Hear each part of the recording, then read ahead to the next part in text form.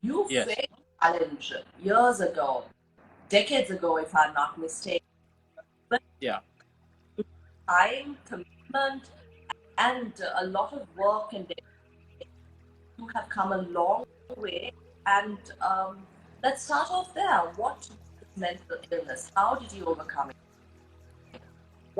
Who helped you? Yes. Good question. I don't know necessarily you overcome it. I think you kind of live with it and you manage it. Okay. So definitely when I look back 20 years ago when I was hit by anxiety, which is a mental illness called OCD, obsessive compulsive disorder. I remember when I was feeling anxious, at that time, nervous, before exam, but if this nervousness news, there's something not right. And it was surprising to me because I've never expected to have a mental illness. I mean, I don't think anybody does. And it was new to me. And my journey through OCD or anxiety disorder was courage, compassion, commitment. You know, it's that courage to get out of bed, face the reality of life, and embracing it. Compassion to love yourself as a first part, and then love others around you. Not be so hard on yourself, and then commitment to finish what basically finish what you started. And I think those three C's really resonated with me for many years, and really was my I jokingly say it's my Prozac. Okay, those those virtues were my Prozac to get me out of the dark times or the difficult starting the CCC Foundation, building the largest cancer transit home at the Maharagama Cancer Hospital, starting CCC Line, which is 1333 that runs in Colombo. So I kind of look back and I say, thank you so much for my mental illness. It's the best thing that ever happened to me. Because That's if not for that, I'd probably be doing something else. that's a very nice way to look at life, and Yeah. very well. Um, the Sati program usually runs with subtitles, so I thought I'd mention a few words. මානසිකව ගොඩාක් බලපෑම් පීඩාවට පත් කෙනෙක්. ඉතින් අපි මේ කතා කරන්නේ සතිය පිහිටවන්නේ. කොහොමද මේ මානසික රෝගයන්ට අපි දනා සිංහල එච්චර හොඳ නැහැ. but that's fine. ඇයි මොකද මේ ඔස්ට්‍රේලියාව දැන් අවුරුදු 42ක් 3ක් දැන් මෙහෙ ඇවිල්ලා. ඔහොම කතා ගැන උනත් අපි සන්තෝෂ වෙනවා. So yeah, but what we wanted to bring out, Cheta, was the fact that you have overcome it, and we talk about suicide, the Yes. feeling of hopelessness, which leads to any stage of that. And then you feel like you don't your life. It doesn't matter. But amidst all that, there is a necessity for us as human beings, as individuals, to surround ourselves with our loved ones, which will help us overcome. Because that's not the end. We all feel hopeless every day. Yes. We can feel hopeless. We can feel like nothing in our favor. But how do we? I don't like to speak about my personal fears. How should you approach that? Yeah. Wow, there's a lot of questions in there, Indy. Okay, let's talk about. Initially, you mentioned about how things escalate. Things don't, and actually get into the act of suicide overnight. It is a journey that they also go through, and it's an unfortunate journey, especially when we have community around them that can support them. So usually, there's a continuum of, escalation, all the way from feeling sad, which is a normal human emotion, feeling anxious or feeling angry. These are all normal human emotions. But when they stick around for a while, when you're feeling sad, the next day and the next day and a week later, mental illness, and then, what I think people, in terms of suicide, is I look at it very simply in two ways.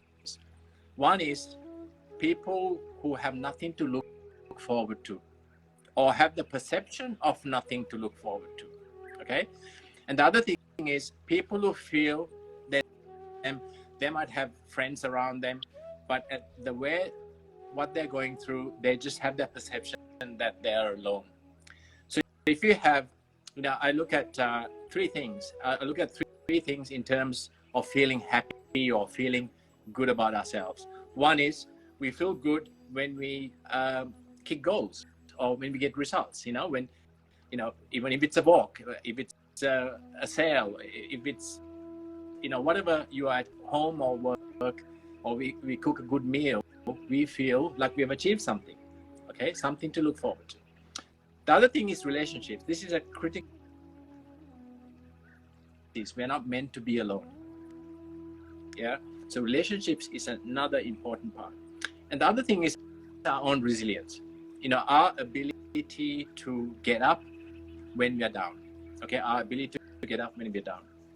And I think people, because I haven't been there, and I think people who think about suicide and even actually attempt suicide, I think they feel that there's nothing to look forward to in terms of results,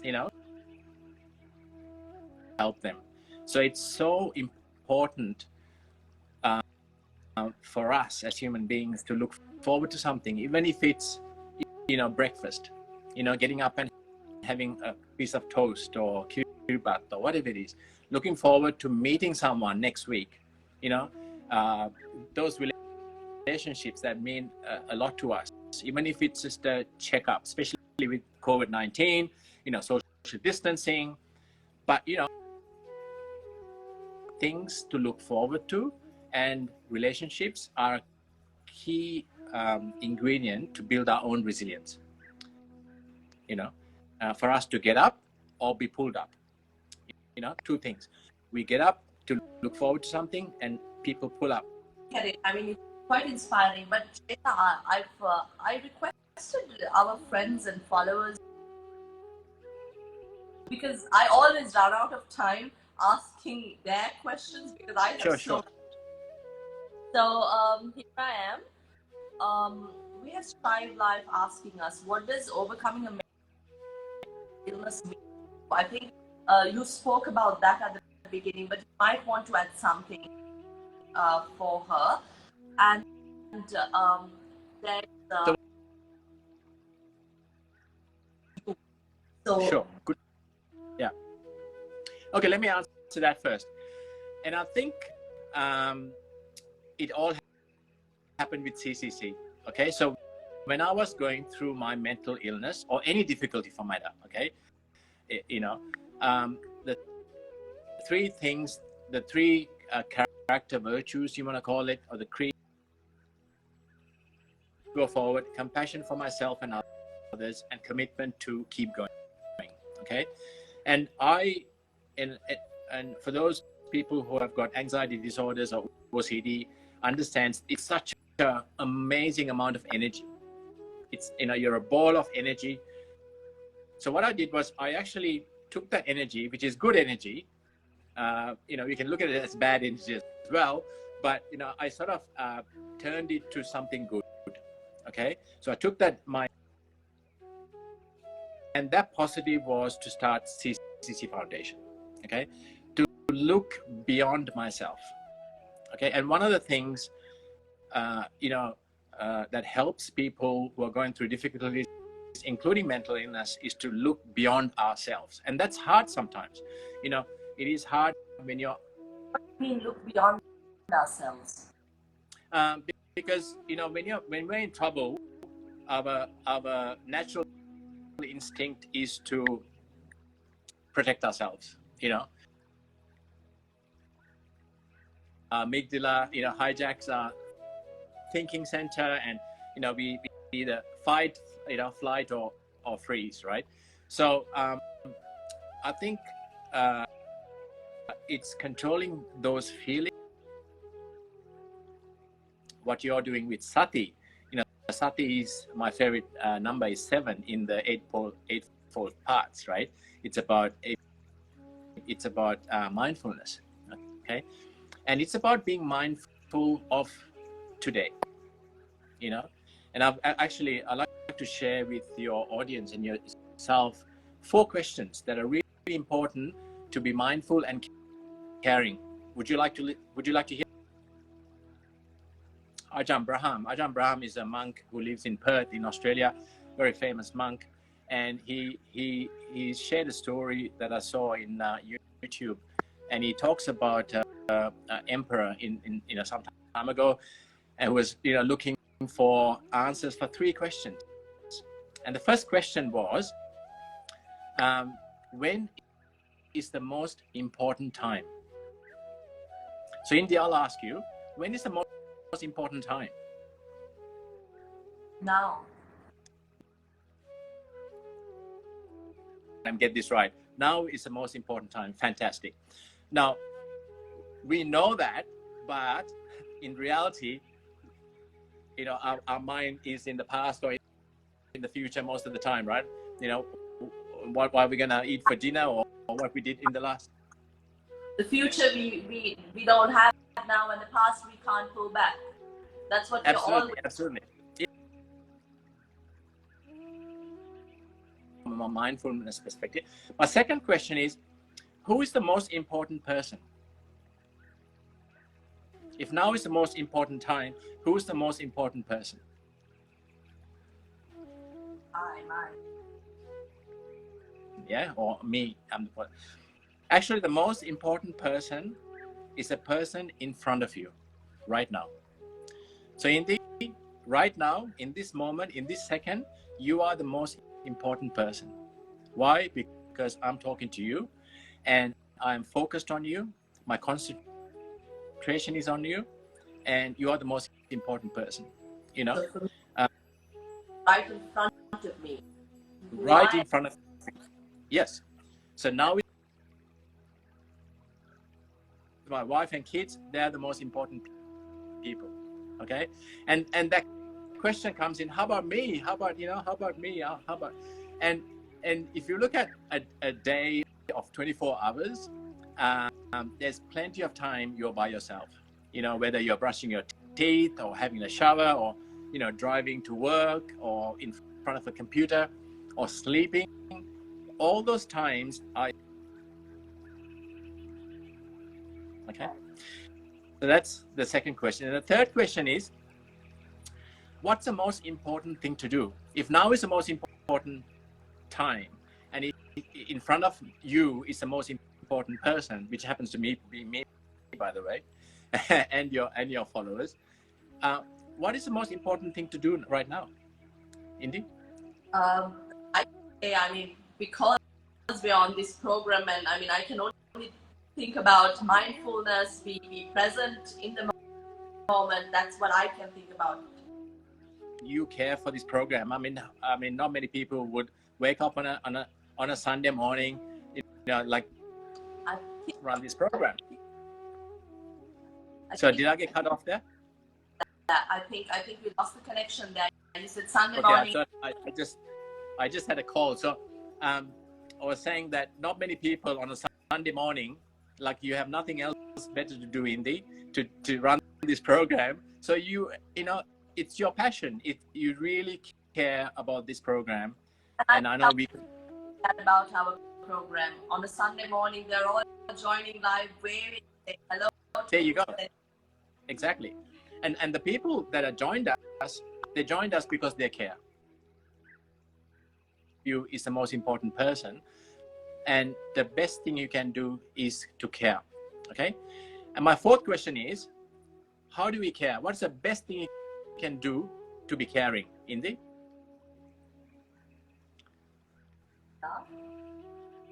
To love. Show love. Exactly. Love, to listen, and to listen, show love, and pay attention to that. Exactly. To listen and engage with that person, not walk past that person. And if you're feeling sad and down and depressed and anxious or even suicidal, take note and engage in doing something about it. Okay? So not just others, but yourself as well. So I call it, the 4 questions, I call it to be nice, because now is the most important time. In front of you, I is the most important person. Care for C is the best thing we can do. And engage, E, is to be nice. Okay, so think about. Actually, I asked the question from the participants in the Let's Talk program. Why is it tough to be mindful? And everyone kind of, most the feedback I get is, you know what, I'm too busy. I got too much stuff happening, or I haven't got time, or I really don't know how to, kind of thing. But you know that mindfulness is every moment of the day, right? Moment by moment. You don't have to sit there quietly and meditate, but mindfulness is a form of meditation that is every moment of the day. So if you actually be nice, you'll be more interesting. And I have questions, but our viewers are sending you more and more questions. Okay, cool. Read out 2 questions at the same time, Jetha, so that we can take that, because these no worries. Just remember, I'm a man. I can only do one thing at a time. Okay. Through CCC is meaning. Okay. Now, we always say we are in the pursuit of happiness. Okay. Now we can't necessarily be happy all the time. You said that. There's life is suffering. We can say it's okay to say suffering, because we do suffer. But we don't have to keep suffering every minute of the day. So sometimes when you're down, in the pursuit of happiness or feeling good is not possible, do something meaningful. If you can't find happiness, do something meaningful. For me, CCC Foundation and starting, the CCC house at Maharagama, and the line that Ranil team, my self-love, and my self gave me, as I said, it was my Prozac. So that's just the answer to a question one of our viewers had, and you spoke about it. She had asked, "Hi Jetha, what made CCC Foundation?" We spoke about that, and then there is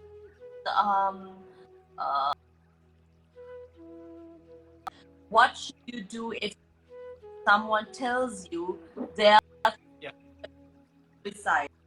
I think this is a great for us to take up, because through your explanation, you told us that we need to listen, for love, sure, you watch, and that's a really important question, because that's yes, I'll let's keep in touch, or maybe you need some help. But if somebody actually says, you know what, I'm planning to kill myself, in fact, this is the way I'm going to do it, what do you do? Because that's not every day you hear things like that. And that's a really interesting question, because we're not trained in D. The average person is not trained to answer those questions. Okay. And all we can do is, going back to the nice principles, is to care. Okay. And make them feel they're the most important person in front of them. Holding on to them. Okay? It's really holding on to them and using language like, how about us? How about we? So collaborative language as opposed to what are you going to do about this, or what I'm going to do about this. Okay? It's about what can we do collectively to get you to help, can we go together, but if they drive off, drive after them, because in that state of mind, they're not thinking rationally. Okay, so you need to hold on to them to make sure that until I've heard somewhere, that high emotion peak, it's a high emotion peak. And funny enough, let's look at COVID-19, right? What are we trying to do with the graph, in COVID-19? We're trying to flatten the curve, right? Yeah. Okay, flatten the curve. And what are the two most important things we've been asked globally to do to flatten the curve? Take care of ourselves and others around us. To wash Okay, our but there's two things. Wash our hands. Okay, that's one of them. Okay, to keep our hands clean. And the other one is social distancing, right? Okay, so to flatten the emotional curve, when the emotions, and actually if they actually share that with someone, that means they're really not sure. Okay, they're really not sure. Okay, what they're saying is, please help me. They're putting their hand up and saying, please help me. And you need to keep them, you need to hug them and keep them safe, right? So when we increase our emotions, in order for us to flatten the curve, like let's take COVID-19, everyone understands this flattening the curve a bit, is there's two things we've been distancing as emotional distancing, washing our hands as having clean thoughts. Emotional distancing and clean thoughts. So it's really important to name our feelings. We call it, you need to name it to tame it. Okay, so wonderful thoughts come to your head, and it's not about blocking those thoughts, it's about taking them, naming them and letting them go, right? So when we are dealing with someone who's suicidal, it's about not rejecting it, saying, okay, you're feeling suicidal. Okay, what does that feel like? Tell me more. Because if you allow them to blow their bubble, if they allow them, just imagine, a person has so much emotion in them. The best thing you can do is to listen actively by allowing them to blow their bubble, okay, or blow their balloon. Okay, and as you know, we know that, a problem shared is a problem. So I think it's really letting them to talk openly and name those feelings and thoughts, to start getting their intellect working again, which is your prefrontal cortex, because in that moment their emotions taken over. I talk a little about when you said identify or maybe name your emotions. This is something about throughout Sati on the program, because we had Venerable Olande Ananda Thera, a great meditation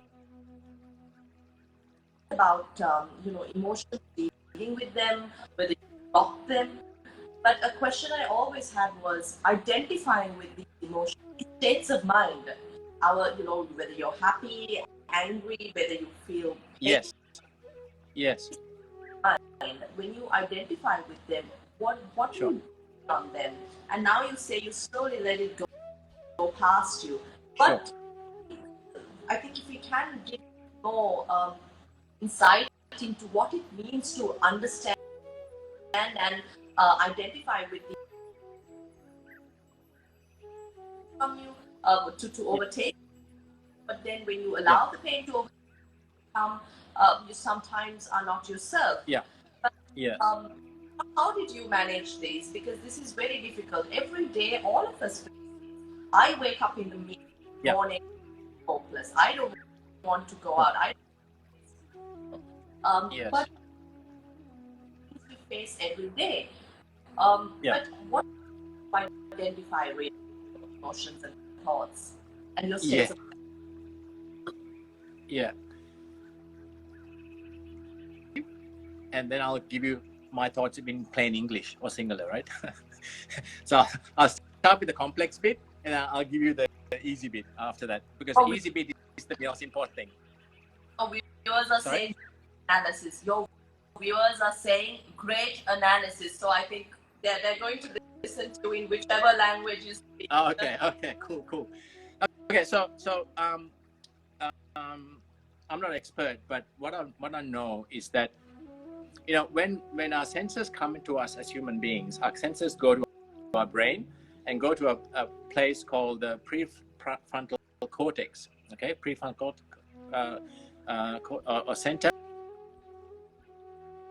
emotion center. Okay, and the reason it passes the emotion center is because throughout the millions of years of humanity, from days of evolution, the reason we are still here as human beings in different forms, obviously we have evolved, is because our emotions have kept us safe. Okay, yeah, emotions have kept us safe because our emotions, look at it in two ways. One is, am I going to eat it, or is it going to eat me? Okay, when the saber-toothed tiger came in, and it was either I fight or I run. Okay, it eats me or I eat it, right? So that emotion center has kept us alive for all these years. Okay, but we don't have saber-tooth tigers, these days. We have other complex emotional inputs that come to us. Things like, I don't like her, or he said something, or my boss said something, or my wife and husband said, those are the things now that really get us upset emotionally. It's a small part of the brain, in the emotion center, that actually senses this danger.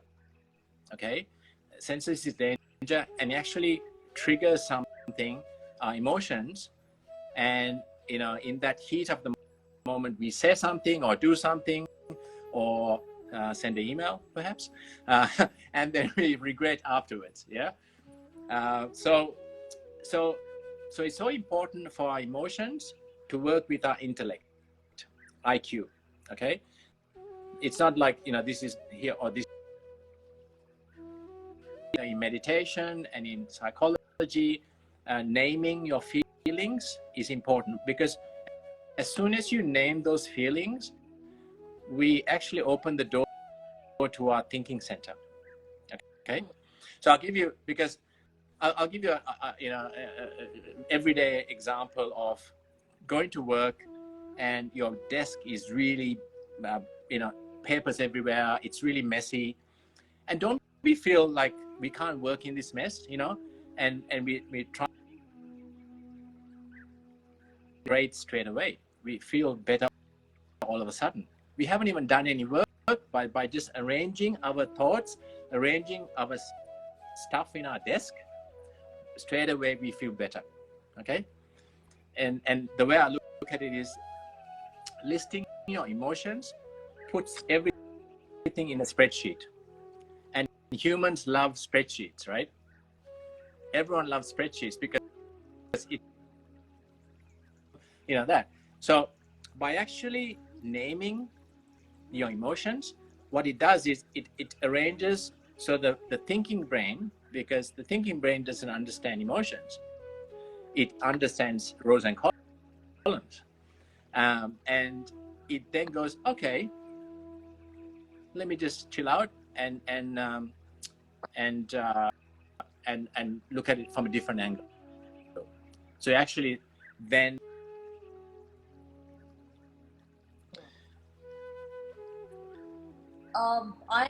I'm looking at a lot of messages and questions again, but there is A question from one of our live viewers, the good Kian, who asks, how do we love ourselves when things around us seem to be complicated? Pretty simple question, but has deep meaning. How do we love ourselves when Um, things are okay? let's see. Well, yeah. So that's funny. It seems to be complicated, and that in itself is how we perceive life. Okay, if anything seems to be complicated, it's you're seeing it complicated. Nobody else is seeing it complicated. So it's really important. Pouring their heart out, and they've got a problem, and I'm affected. I feel sad as well. Okay, and it's our mirror neurons that makes us feel sad as well. So you need that emotional distancing. But complexity is how you perceive life. It doesn't have to be so complex. It's how you perceive it. And go back to mindfulness. Be nice. It's about. So if you look at it that without thinking, oh my God, there's so many things, there's things in the future, things in the past, it just becomes so difficult to try and juggle everything. Life is complex now, but we make it complex. So we need to take that responsibility. We can't say others are making life complex. It's actually us who make our life complex. And the you are thinking of the future, that's fine. Actually, say to yourself, I'm actually now planning for the future. I'm planning to cook a meal. I'm planning to do a strategic plan. I'm planning to do this, and my mind's going into the future and doing that. But come back to today, because if you're always doing a strategic plan in your life, you're going to miss to smelling the roses right now. Don't make your life a strategic plan. Perspective, I think that it's how we see it. Yeah. As complicated, it will be complicated. These are things we talk about, but something related to cluttering. How we can how we I mean that's also a question I wanted to ask about, because there's a very popular movement about minimalistic. The barrage of thoughts that overtake us in one moment. As we talk about the now, the power of the now, this moment, yes. We have from all corners,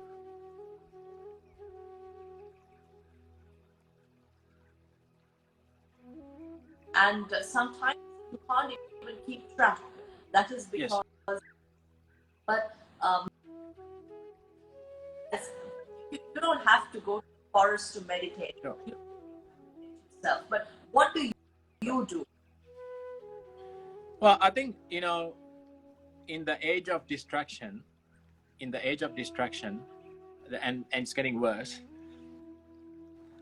you need to simplify things, and you need to tell yourself that I can't do everything. Okay, I simply can't do everything that people are asking me, or I perceive that people are asking me. Now let's take a greyhound that runs a race, or a racehorse that runs a race. What do you think, Indy? Yes.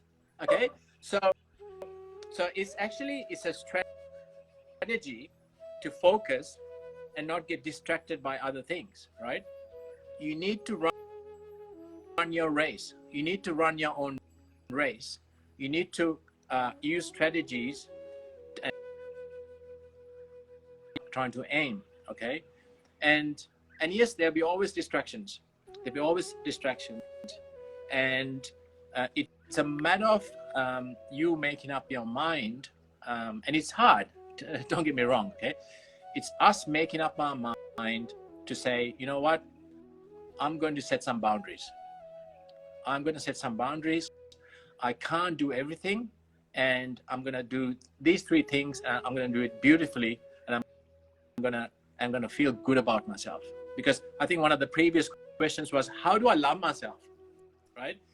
And that's a beautiful question, because, you know, if you look at the fears, apart from spiders,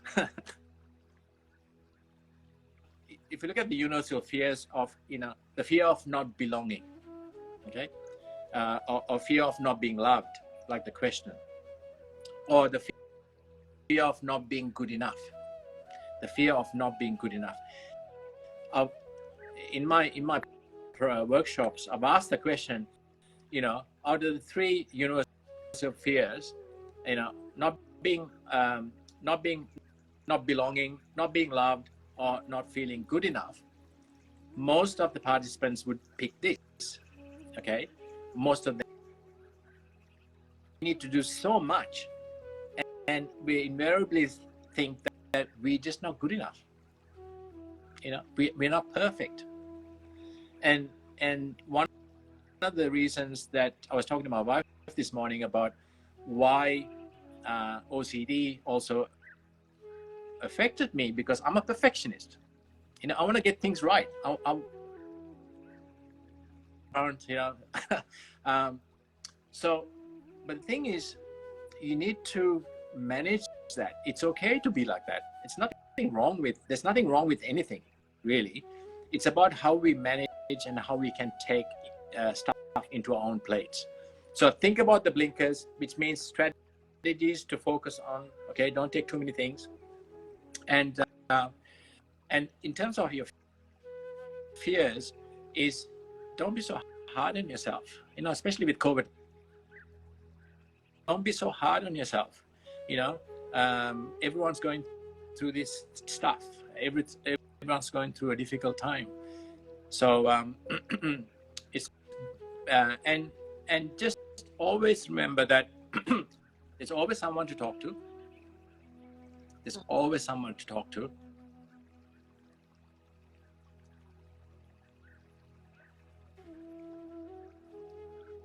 Right. I think we have very little.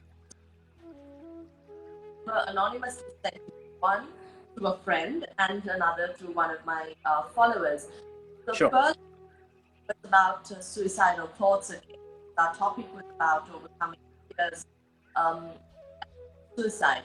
But now her problem is that, for example, you know, in Sri Lanka, these cultural norms and boundaries in families where you're expected to do certain things, you're expected to go in marriage at a certain time, and those expectations really put not here to give relationship advice, but the question is about her present boyfriend who says, "Look, I'm going to suicide if you don't," and that itself pushes her away from him. But Sure. we spoke about how important to make that person feel important at this time. But now she sends a question to us: if I show him that he's the most important person now, yes, because I care that he doesn't harm his life, then will he expect me to be there for him for life? So how My counseling head on, is it? Marriage counselor. How do you expect that, Indy? Look, I mean, you know, people say, you know, I'm going to kill myself because if you don't do this or do that, you know, where do you stop, right? Where do you stop? And I think person might not be having high regard for themselves. You know, their self-esteem might be low, or self-trust must be low. You know, or self-love will be low. You know, for them to feel like, oh my gosh, you know, if you don't marry me, I'm going to kill myself, means what will other people think? You know, so I think time is the important thing here, and surrounding that person, not just by the person who asked the question, but also their families, and be open and honest, and don't keep it a secret. Okay, it's about talking to his sister or mother or brother or father. Social stigma is the biggest thing that we are trying to do, trying to stop through 1333, the Let's Talk program that I spoke to you about. Because, see, social stigma labels things. It starts with a stereotype, and then a stereotype says, for example, let me give you an example. People with a mental illness are dangerous. Okay, let's make this up. Okay, some people think that people with a mental illness are dangerous, or they're scary, or whatever it is, and that creates so much fear, a prejudice. So our prejudice is I feel fearful of these people with mental illness. I'm going to keep away from them. Job. I'm not even going to give them a fair go in life. Okay, so labeling people, labeling whether it be mental health or religion or caste or color or whatever it is a dangerous process, and that's why we always say the problems in the world happens because there's a delta. It's a difference, and if you look at the most happiest countries in the world, is a happiness index, is a countries that has very little difference between like the rich and the poor or classes or whatever. They're the happiest people because there's a less of a differential. Speak to his friends, that kind of stuff. So don't keep it a secret, because you don't deserve that. You need to bring it out and get him to blow the bubble and reduce the heat of the situation. Thank you. I think mind our viewers again about CCC Foundation, how they can become. Because I found that very interesting when I spoke to you and Ranil earlier last year, when I found out about the CCC Foundation. And you'll speak to somebody more professional than me, more professionally trained than me, to be a counselor. So we've got about 80, I think, plus counselors. Ranil, correct me if I'm wrong, who are trained by Lifeline in Australia. Okay, so Lifeline is one of the biggest telephone counselling services, crisis support centres in Australia. They've got about 40 plus centres. So we actually bought Lifeline to Sri Lanka. Please call Dahatunai Tistuna, right? Dahatunai Tistuna. And it's a free call. At the moment, we are struggling with the 24/7 thing, because we were 24/7. Now, I think we are 9 to 9 kind of thing because of the curfews. But please call and talk to someone. And first talk to the people around you. Your immediate family, your friends, and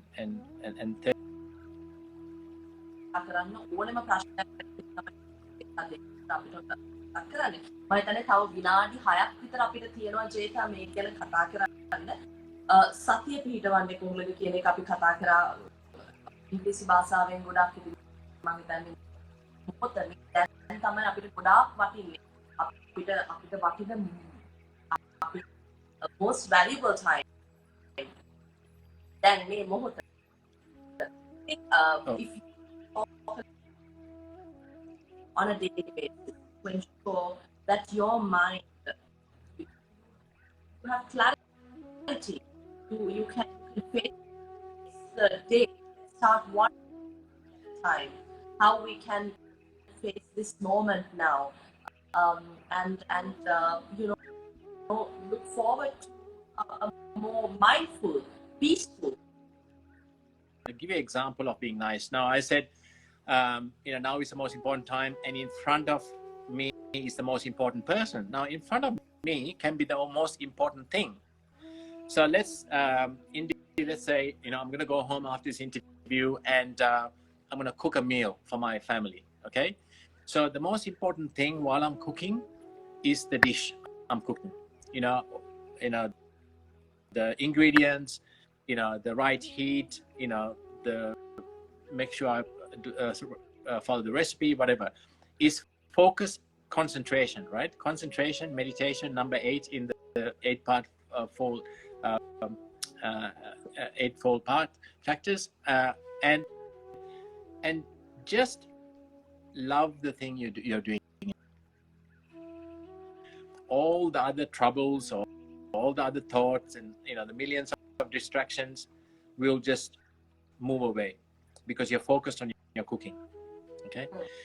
And so it's not just the person, and that's what helped me, because when I focused on charity, when I focused on starting CCC Foundation and helping those kids at Maharagam Cancer Hospital who were on the floor without a bed, or parents sleeping under bed. Okay, now we talk about COVID-19. I think there was a death rate, I was told, about 9 in Sri Lanka. Well, there's 11 people who die by suicide every single day in Sri Lanka, according to government sources, right?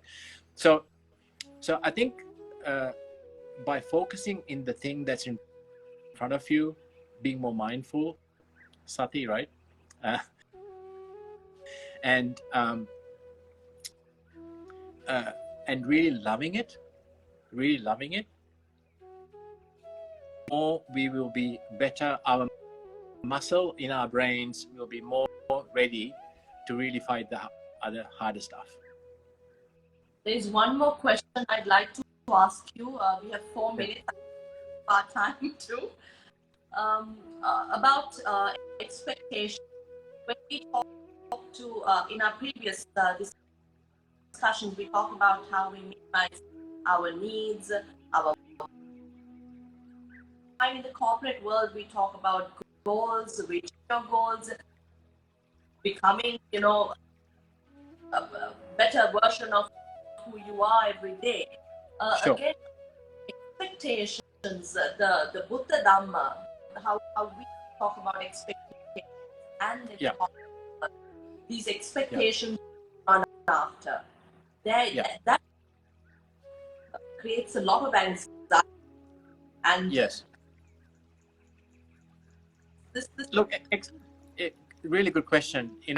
I could say that expectations will bring you lots of suffering. Okay, we know that unusual expectations will, but we need to live with expectations, because we do have to expect certain things to happen in life. Okay, we live in a modern society. We expect to live in a clean house. We expect to have a good job, that we can go and feel safe to work there, without being hassled or harassed or whatever. So expectations are a good thing. Okay,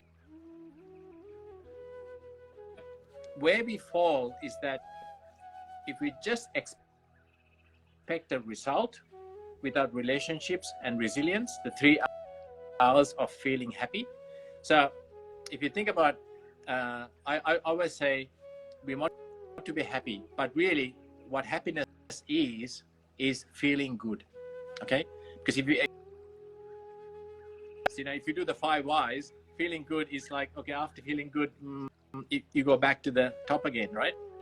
So for us to feel good, we need to have expectations or results, but we also need to build our relationships and resilience.